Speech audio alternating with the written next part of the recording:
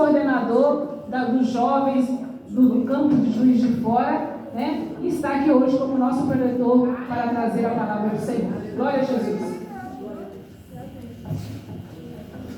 Eu cumprimento os irmãos com a paz do Senhor. Eu pedi licença aos irmãos, vocês aceitam que eu desça? Pode ser? Me permite?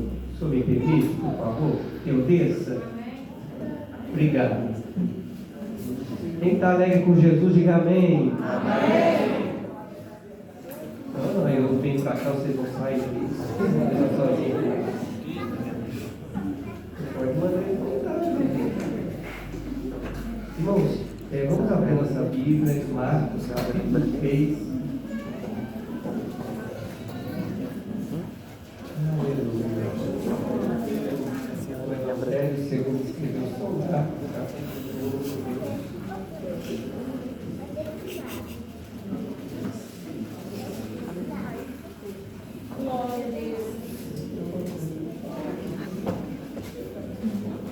Aleluia.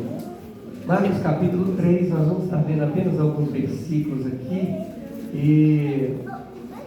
Mas o que Deus tem para falar conosco nesta noite? Glória a Jesus. Deus tem milagre para fazer aqui nessa casa. Aleluia.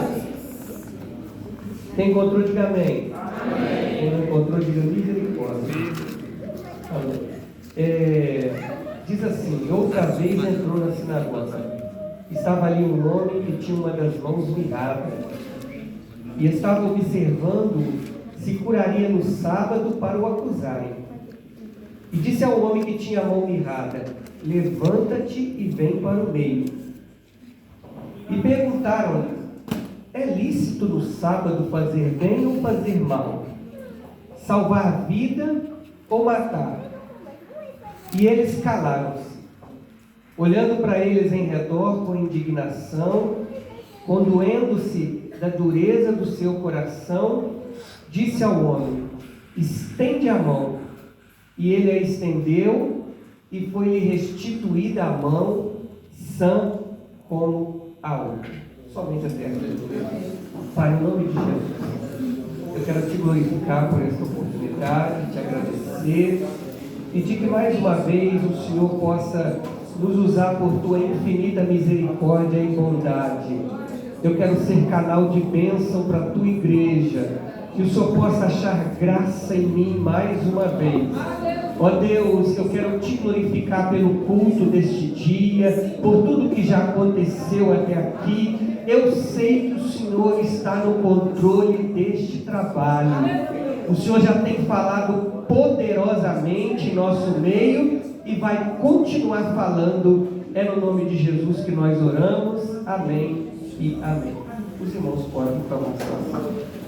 Bom, eu quero glorificar o Senhor, agradecer ao Senhor pelo privilégio de estar aqui. Mais um encontro regional. É muito bom chegar nos trabalhos e ver os irmãos trabalhando, fazendo o trabalho com amor, com carinho, encontrar o rosto dos irmãos. Eu fiquei um bom tempo dando uma assistência ali na região Centro-Sul e não era nem plano meu de vir na região norte esse mês, mas a diaconisa Rita me fez esse convite e aí a gente rapidamente, o coração vai acendendo um fogo, uma chama, uma vontade de falar de Jesus. Não sou um pregador não, mas falar da palavra, falar de Jesus eu gosto, eu me sinto muito bem e eu tenho certeza que todas as vezes Deus sempre tem um propósito, o propósito dele é cumprir. Hoje especificamente, eu estou aqui acompanhado da minha esposa, eu não posso nem tirar o Tiago dessa leva não, porque o Tiago também faz parte da minha caravana hoje, né, Tiago? Eu estou aqui com a minha esposa, estou aqui com o jovem Marcos. Fica de pé aí, Marcos. Os jovens te conhecerem. Jovem Marcos, ele é um novo convertido, tá, irmãos? Está caminhando aí, dando seus primeiros passos na presença de Deus. Deus tem feito uma obra grande na vida desse jovem. E todas as vezes que você for orar, lembre de orar pelo Marcos da Central, né? Deus fez uma obra. Ele foi um jovem que foi resgatado ali naquela penúltima vigília nossa. Quem estava na vigília do avivamento lá? Né? Deus tem feito uma grande obra e vai agora estar se batizando no próximo batismo. para a glória de Deus. Deus ainda faz milagre. Aleluia. Deus ainda faz milagre. O dono do milagre está na casa para garantir para nós que Ele ainda faz milagre. Aleluia. Aleluia. Às vezes nós olhamos, os olhos humanos podem estar perdidos, sem chance, sem uma outra oportunidade, mas Deus ainda faz milagre. Aleluia. O inferno achou que tinha ganhado, irmão. O inferno achou que tinha ganhado. Estava lá no mundo das drogas. Posso falar? Pode, né? Tá, irmão? Batendo tambor dentro do centro de macumba. Mas e outra coisa, irmão, pregação não foi vinda por homem, não. O próprio Jesus pregou para ele. Aleluia! Aleluia! Colocou no coração dele, foi na vigília, ninguém convidou ele para ir lá na frente, não. Na hora que foi feito o apelo, uma voz disse para ele: está na hora. E ele foi lá na frente, resgatado para a glória de Deus. Sabe por quê? Porque Jesus ainda é o mesmo. Glória a Deus! Aleluia! Jesus ainda é o mesmo. Você pode ter mudado, mas Jesus ainda continua o mesmo. Vira para quem está do seu lado e diga para ele: Jesus continua o mesmo. Aleluia!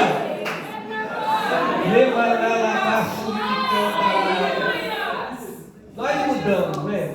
Nós de vez em quando queremos passar por algumas mudanças, alguns processos. Às vezes alguns que Deus permite, às vezes alguns que a gente toma decisão por nossa conta própria. Depois Jeová pega na orelha, puxa de novo e fala: não é por aí não, volta para o caminho que eu te coloquei, porque eu tenho um propósito e um plano maior ainda. Mas o importante é nós nos colocarmos na mão dele, para que ele possa continuar fazendo segundo o seu propósito.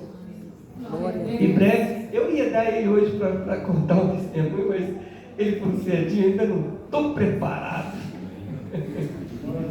Mas breve vocês vão estar vendo o Marcos contando lindo testemunho. Deus tem feito uma obra grande.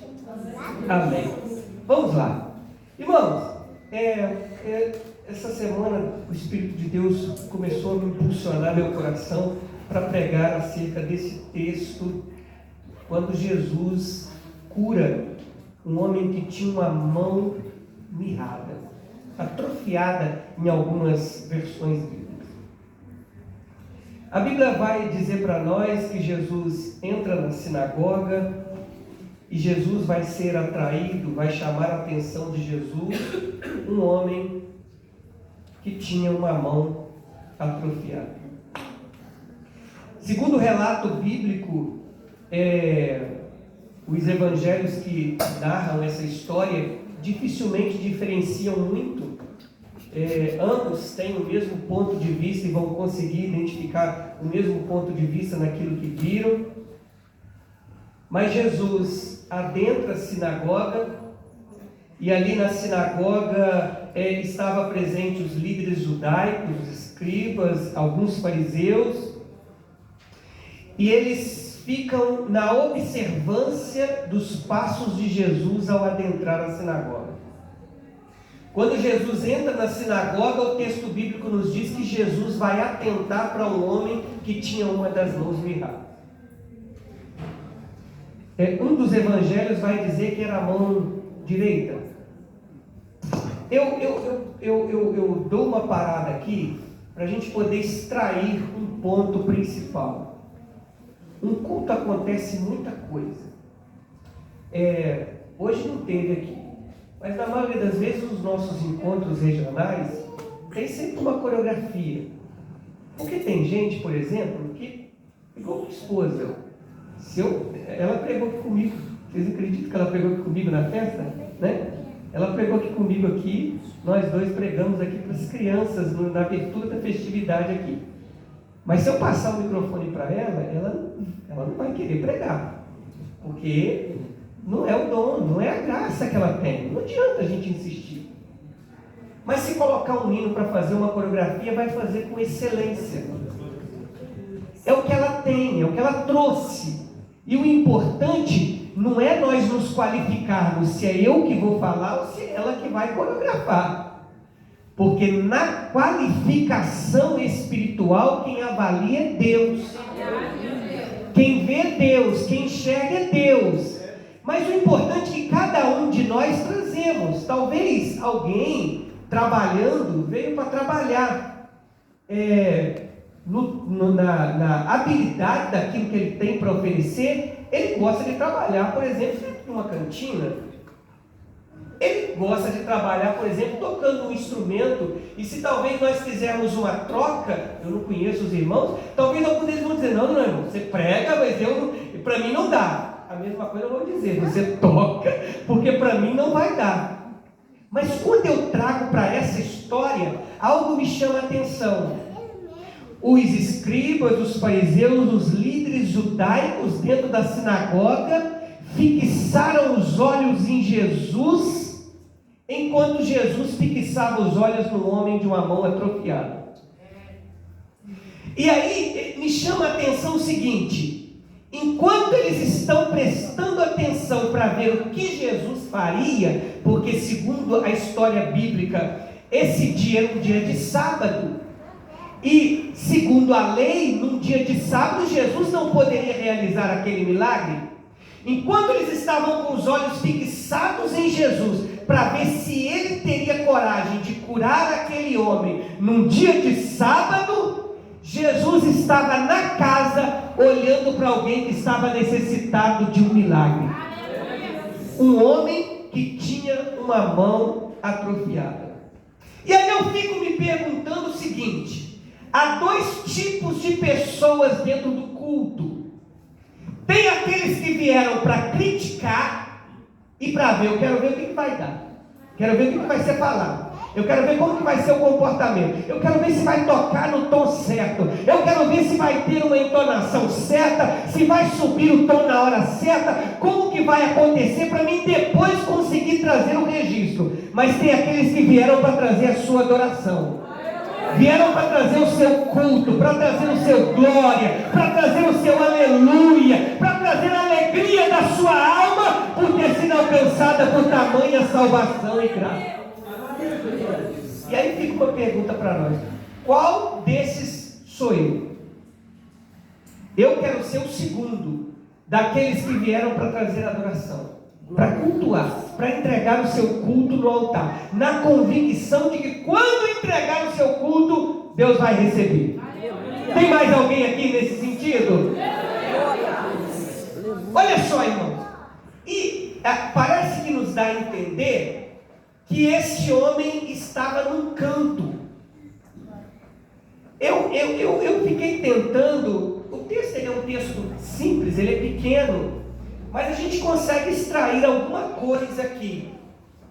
A posição daquele homem, diga comigo, a posição daquele homem, provavelmente era num canto. Jesus olha e vê aquele homem, vê a necessidade dele, vê o que ele precisava, e diz assim para ele assim: ó, levanta-te e vem para o meio. Eu acho que tem alguma coisa aqui para a gente poder extrair. Fica uma pergunta para nós: qual é a nossa posição dentro do culto? Somos dos que estão no meio ou somos dos que estão na beirada, no canto? Dá a entender que possivelmente ele estava no canto. Talvez alguns estudiosos dizem talvez sentindo envergonhado, humilhado. Era um homem deficiente, ele não tinha a sua coordenação motora, até mesmo porque a sua mão não era uma mão normal como a mão de qualquer uma outra pessoa, e isso o impedia de estar no meio. Mas uma coisa era certa nessa história, e os evangelhos fazem questão de mencionar isso: quando Jesus vê aquela situação, ele convida ele: levanta-te e vem para o meio. Porque Jesus não faz acepção de pessoas. Pode ser alto, baixo, gordo, magro, pode ser feio, bonito, posição social, ou pode ser desprovido de situação financeira. Chegou na presença dele, ele está pronto para receber e abraçar. E eu fiquei eu acho que eu vou ficar por aqui. Qual é a nossa posição no culto? Na presença de Deus. E aí o Espírito de Deus começou a comunicar no meu coração e começou a falar para mim de algumas pessoas na Bíblia que estavam numa posição desprivilegiada. Alguns até com riscos. Mas que se estivessem no meio, teriam contemplado coisas maiores. Primeira pessoa que eu quero pegar aqui, um jovem. Já que nós estamos no encontro de jovem, pelo menos eu estou me sentindo como um jovem hoje. Jovem, adolescente, estou novinho em folha. Um jovem, ele resolve ir para o culto. Quem veio para o culto aqui hoje? Ele arruma e vai para o culto, Adriano. Quando ele chega no culto, a Bíblia diz assim que o cenáculo estava lotado, tinha muita gente. E ele resolve se assentar numa janela, a janela do terceiro andar daquele cenáculo. Ele se assenta ali, ele está assistindo, e Paulo começa a pregar. E Paulo está pregando, Paulo está falando, Paulo está anunciando. A Bíblia diz assim que a pregação de Paulo, ele estende até mais tarde. E aquele moço, por causa das luzes do cenáculo, ele é afetado, ele não consegue ter uma visão tão nítida, ele é tomado por um profundo sono, ele cai do terceiro andar. Eu tenho uma mensagem de Deus para nós aqui nessa noite. Aleluia, glória a Jesus. Tem alguém recebendo aí? Era um jovem que foi para o culto. Eu estou tentando conjecturar de uma maneira mais fácil de entendimento. Mas quando chegou no culto, ao invés de sentar na cadeira ou no banco, no assento, ele sentou na janela. Sentado na janela, ele tinha dois tipos de visão privilegiada. A visão do que acontecia do lado de dentro e a visão do que acontecia do lado de fora em forma ampla. De vez em quando, ele estava alegre, ele estava feliz. Quando conta o testemunho do Marcos, ele está dando glória a Deus, ele está glorificando, porque ele sabe que Jesus ainda continua fazendo milagre do lado de dentro da casa. Mas de vez em quando olhava para o lado de fora e estava sendo atraído pela pornografia do celular, pelas coisas que o mundo tem para oferecer. Era o Eutico, estava no culto, mas estava sentado na janela. De vez em quando, renovado, cheio da glória, cheio da presença, o Tiago cantando corinho de fogo, a glória de Deus descendo, o pandeiro sendo tocado. Mas de vez em quando parece que está sendo atraído até por esses cantores aí fora, que eu não quero nem falar nome. Eles não merecem glorificação aqui nessa noite. O único que merece glorificação aqui, ele está na casa, ele está presente, ele está visitando, ele está enchendo, ele está revestindo, ele está dando poder nessa noite. Churema Caldalamanaia. E quem está vivo aqui está sentindo a presença dele, está recebendo a presença dele. Aleluia! Aleluia! Só que o problema do Eutico foi ser tomado pelo sono. Quando o sono toma o Eutico, ele cai do terceiro andar. Veja bem, eu estou falando de posição dentro do culto. Um moço que Jesus entra na sinagoga, ele estava no campo e a ordem de Jesus para ele foi: levanta-te e vem para o meio. Pronto. Já que o Eutico foi a primeira experiência aqui para nós, o que acontece? Talvez de repente alguém em algum estágio da sua história foi esse Eutico, sentado na janela, de vez em quando dividido, de vez em quando do lado de dentro, de vez em quando do lado de fora, mas estava ali. De repente parece que o sono te pegou, você caiu, e a Bíblia diz que ele caiu como se fosse morto. Pode ficar tranquilo, lá também tinha um Paulo. Eita Jeová! Irmãos, incidentes podem acontecer. Eu estou aqui para trazer uma mensagem de Deus para alguém. Talvez tenha deslizado, tropeçou, não era o seu plano, não fazia parte do seu planejamento. Alguma coisa interrompeu a sua trajetória e você se sente como Eutico, caiu da janela, está como morto. Deus me manda dizer que esta noite você vai levantar de novo, porque tem homem de Deus na casa.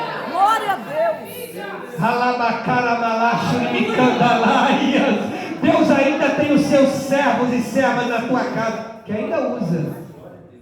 Tá, irmão?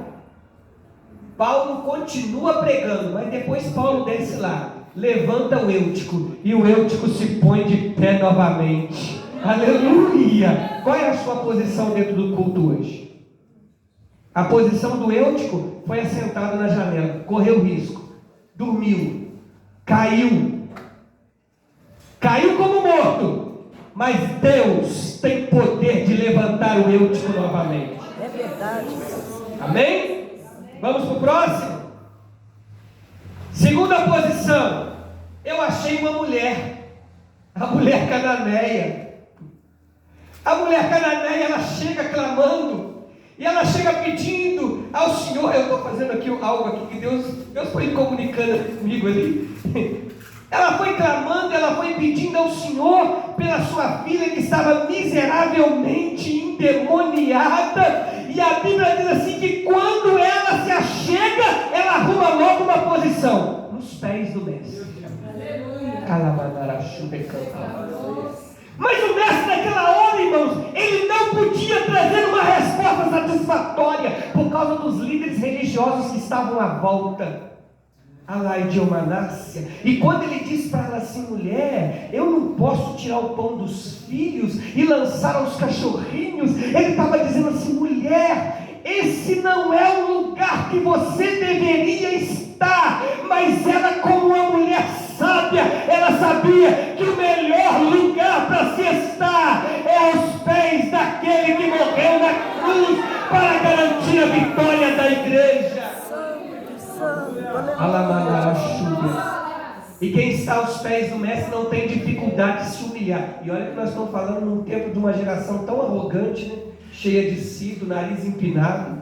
Falou comigo, eu abandono, eu vou para outra igreja, eu entrego a carteirinha, eu paro de fazer o trabalho, eu não quero mais continuar fazendo. Sabe por quê? Porque eu acho que eu sou dono de mim mesmo, eu acho que eu sou dono até do dom que Deus me deu. Eu não sei o que está acontecendo com essa geração nesses últimos tempos agora, mas aquela mulher, ela estava nos pés do mestre, e quem está nos pés do mestre consegue entender: eu não sou nada, mas ele é tudo. Eu não posso nada, mas ele pode tudo. E ela bararrácia, e ela humilha. Sabe o que a mulher cananeia me representa aqui, irmão? Alguém que está nos pés do mestre. Pastor Valdir, eu vi o senhor chegando, o senhor devia estar tratando alguma coisa aí. Está tudo bem, né? Eu acho que eu deveria passar para o senhor. Posso continuar? Amém, pastor. Amém, pastor. Tão feliz de ver o pastor aqui, irmão. Olha que bem. Ela representa alguém que está nos pés, mas está sendo criticado, porque alguém está dizendo assim: não é ali, não deveria entrar, não tinha que chegar. Você acha que todo mundo da igreja vai aceitar o que nós vimos aqui? Mas eu estava ali pensando assim comigo, assim, lá em cima ele está dizendo assim: deixa, a casa é minha, a vida é minha, a alma é minha. Hoje parece que não é nada, mas amanhã eu lavo, transformo, purifico meu sangue, coloco assentado entre príncipes e vai pregar a minha palavra. Glória a Deus, aleluia. Testemunhei uma aqui, irmão. Era cavalo de Satanás, hoje é servo de Deus. E outra coisa, irmão, meu filho, vai comendo isso aqui. Declama as neves e andalaias. Porque Deus vai te usar para multidões. Multidões estarão esperando para se alimentar daquilo que vai sair da tua boca. Os demônios já batem em retirada pelo projeto de Jeová que começa a entrar em andamento nesse processo. Sabe por quê? A tua vida é dele, a tua casa é dele, o teu ser é dele, a tua boca é dele, e ele vai fazer como ele quiser. Eu estou sentindo ele na casa, eu estou vendo ele na casa, ainda tem barulho na casa.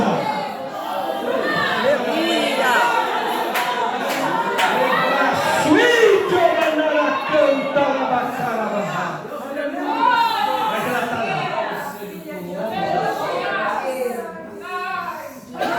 ela está ali. E olha que as palavras de Jesus não eram para humilhar, não.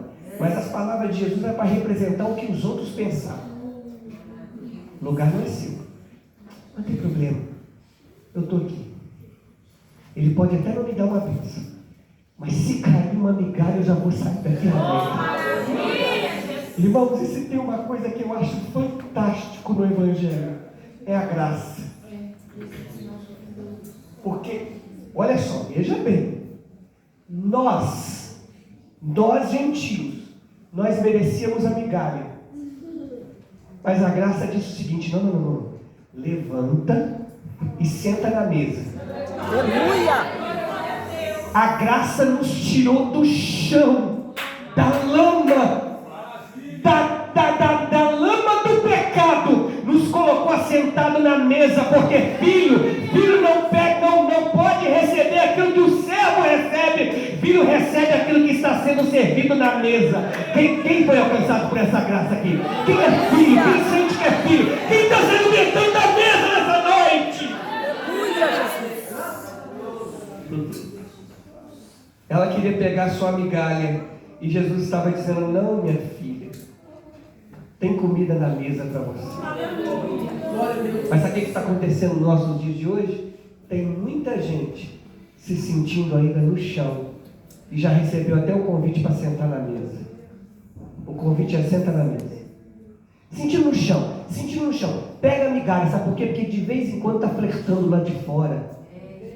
De vez em quando está flertando com o inimigo, e o inimigo está ludibriando. Quando chega num encontro como esse, quando chega na casa de Deus, não consegue ter alegria, não consegue sentir com liberdade. Sente, mas sente como migalha, sente pouquinho, recebe pouquinho. Eu quero dizer para você, como ministro de Deus nessa noite, o que Deus tem para você não é pouquinho, não é porcentagem, é 100%. Tem glória descendo de cima, tem fogo pegando na casa, tem poder de Deus agindo aqui. É para mim, é para você.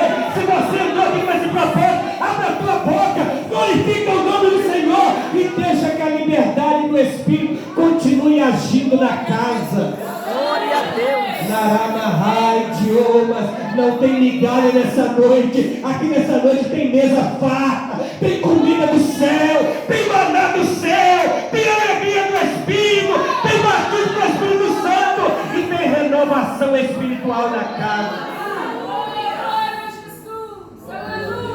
Pronto. Alguém em cima da janela, alguém no canto, alguém nos pés. Eu vou falar de alguém na beira. Qual é a sua posição? Era um cego. A Bíblia diz assim que ele mendigava e ele ficava à beira do caminho.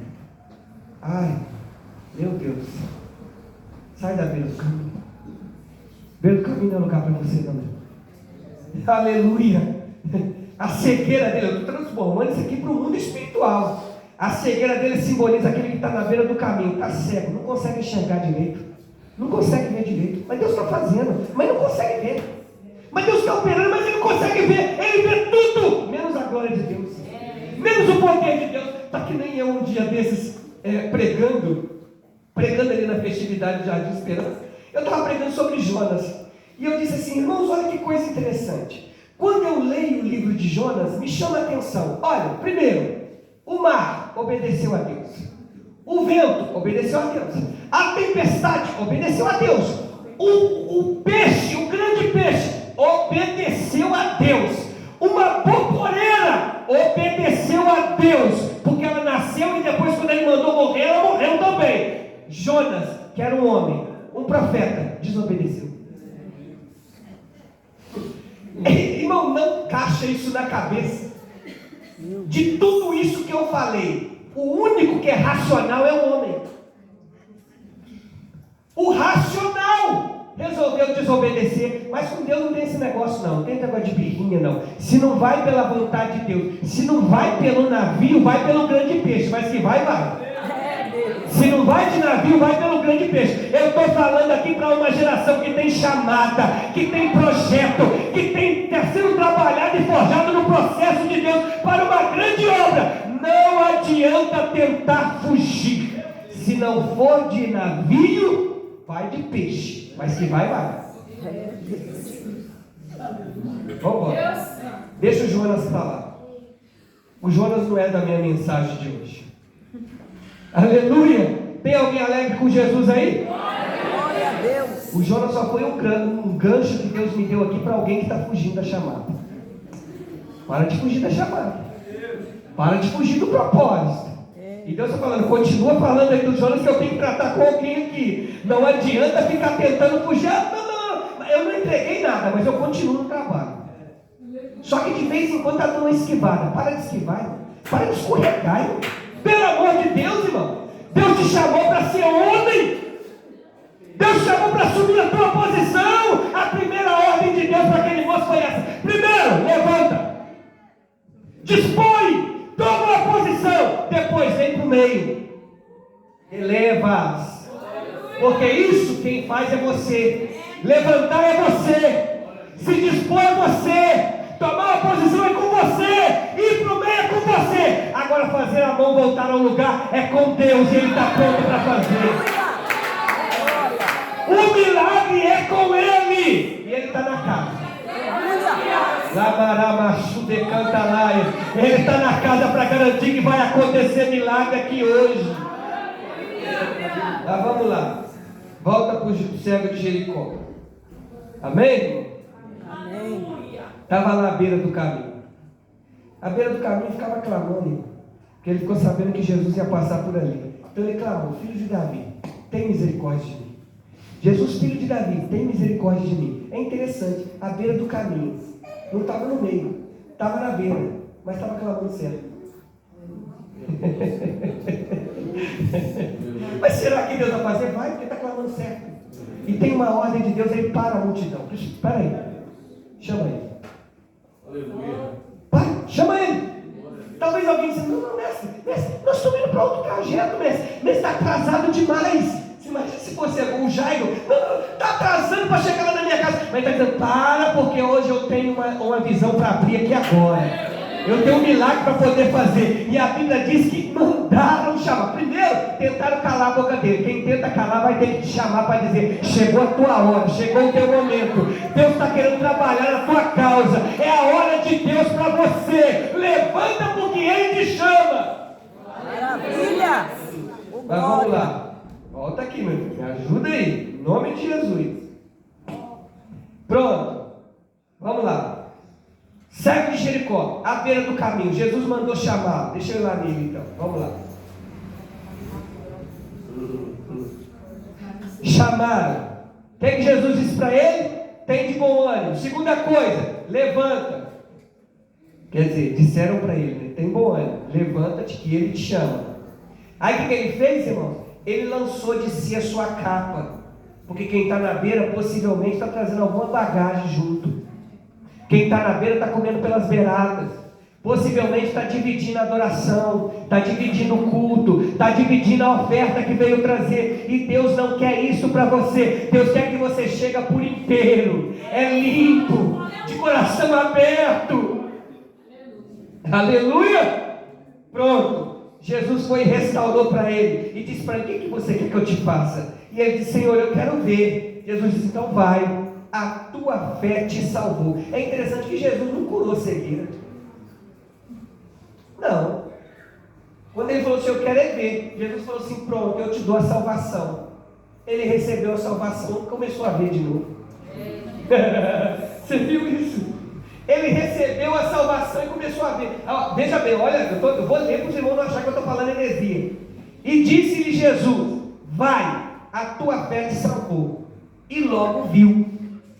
E seguiu a Jesus pelo caminho. Sabe por quê? Não ia adiantar nada Jesus resolver o problema da alma, salvar ele, mas ele não ia conseguir enxergar ainda. Mas ele precisava de ter os olhos abertos. Então, quando ele aceitou o plano de salvação, ele também recebeu o milagre da visão. Mas vamos embora. Vamos para o próximo. Falamos aqui. Alguém que estava no canto. Alguém que estava em cima da janela. Alguém que estava aos pés adorando. Alguém que estava à beira do caminho. Agora eu vou mais fundo. Alguém que estava apacentando porcos. Qual que é a sua posição? E interessante que esse que estava apacentando porcos sentou na mesa, comeu da mesa, participou da mesa, alimentava da mesa, tinha os privilégios que tinha na mesa. Mas um dia ele tomou uma decisão: pai, me dá o que é meu. Até parece que tem alguma coisa. Até parece que ele tinha direito de alguma coisa. Porque não existe herança de pai vivo. Herança é de pai morto. Herança é de pai morto. Olha que coisa interessante. Mas ele disse: pai, me dá aqui a minha parte da herança. E foi viver a vida dele. Ele foi usufruir de tudo aquilo que ele tinha recebido. Quando chegou lá, gastou tudo que tinha. Perdeu os amigos, perdeu o dinheiro, não tinha como se manter. Foi trabalhar apacentando porcos. Essa era a posição dele. Mas a posição do pai para ele não era essa. Era de sentar na mesa. Deixa eu te falar uma coisa.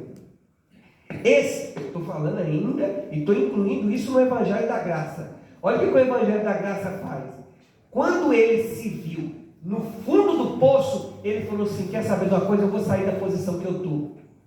Eu vou pedir ao meu pai que use de misericórdia e me dê a posição do jornaleiro.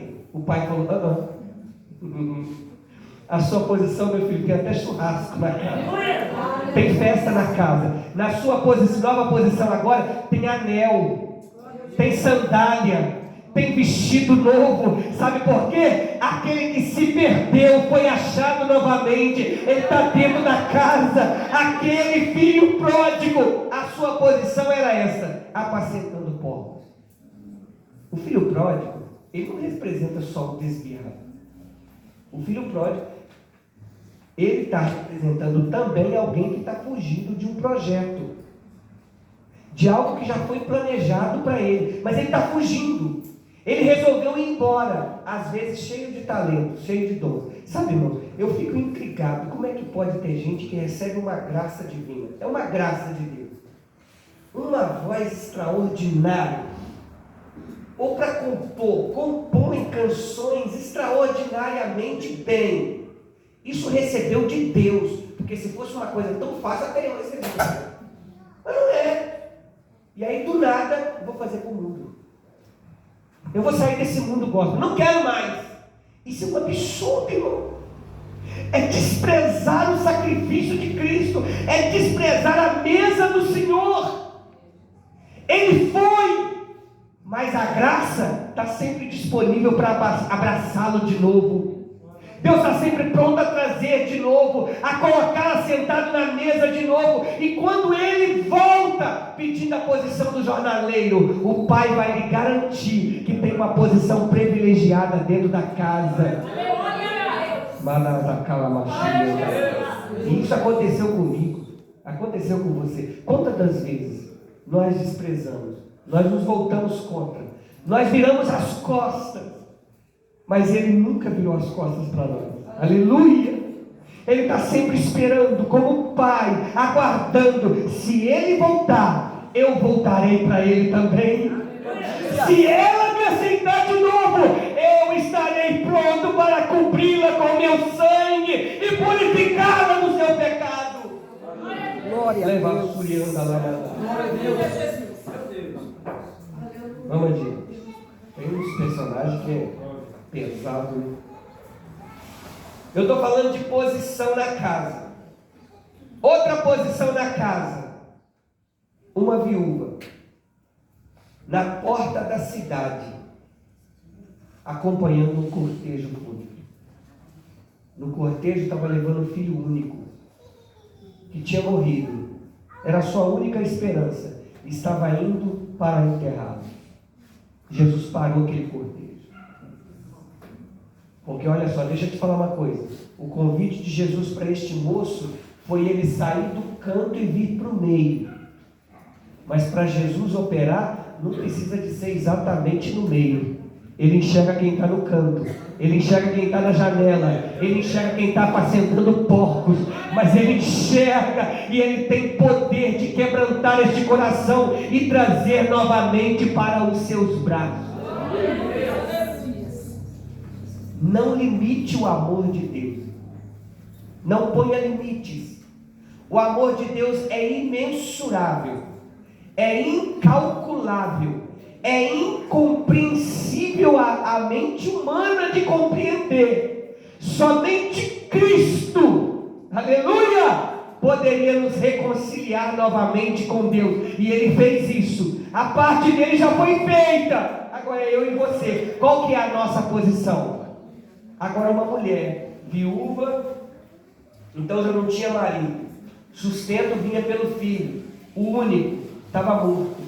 Ela estava na porta da cidade. Mas mesmo na porta da cidade, indo para poder enterrar o seu filho único, Jesus mandou parar o cortejo. Quando Jesus tocou no esquife, o moço levantou novamente. Tem alegria na casa, tem vida na casa, tem ressurreição na casa, tem milagre na casa, tem poder de Deus na casa, tem glória do céu na casa. Amém? Mais um. Eu até iria, na verdade eu ia pregar era dentro da história, mas aí quando eu cheguei em casa eu comecei a fazer essas anotações, eu falei, ou é um ou é outro, porque os dois não dá, né? Os dois é muito tempo. Vamos lá. Tem mais um. Estava do lado de fora. Interessante, eu falei de pontos do lado de dentro. Falei de um do lado de fora que é o que estava apacentando porcos. Mas agora eu achei um que estava numa posição diferente. Ele estava do lado de fora querendo entrar. Mas ele não conseguia, porque ele era paralítico. E a casa estava cheia. Tinha muita gente. Parece que eu vejo a igreja cheia. Muito crente, muita gente. E do lado de fora tem um paralítico querendo entrar. Mas sabe o que esse paralítico está precisando? Vem cá, tu. Posso te usar como paralítico? O paralítico está precisando disso. Pega ele. Quando alguém pega e leva e diz assim, Jesus, está aqui. Está aqui. O problema dele é esse.